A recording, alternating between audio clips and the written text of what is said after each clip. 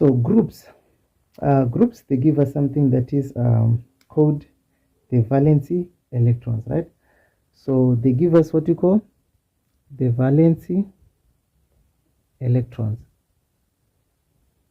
So what are the valence electrons? These electrons are electrons at the outermost shell, at the outermost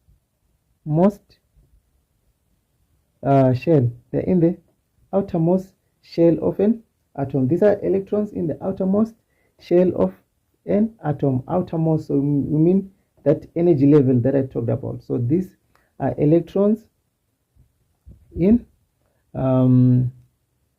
outer energy level, right? So these are the electrons at the outermost energy level, right? So we're given that by groups, right? So it means that these ones in group 1, they have only one electron in the outermost shell. This one in group 2, they're having 2 electrons in the outermost. This one in group 3, they're having 3 electrons in the outermost energy level. Group 4, 4 electrons in the outermost. And then these ones are in group 5, they're having 5 electrons at the outermost.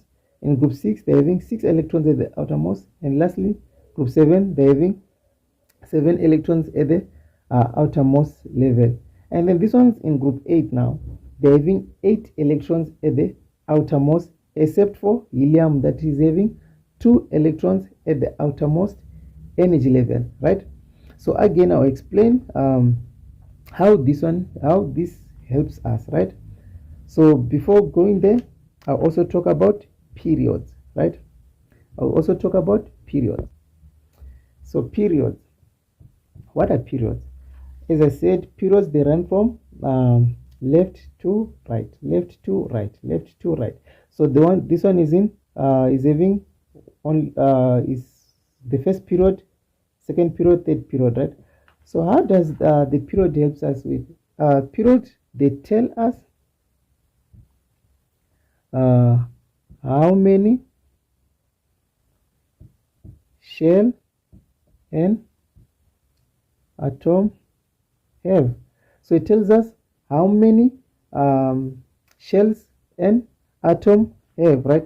So it means that hydrogen is only having 1 energy level, lithium is having 2 energy levels, sodium is having 3 energy levels, right?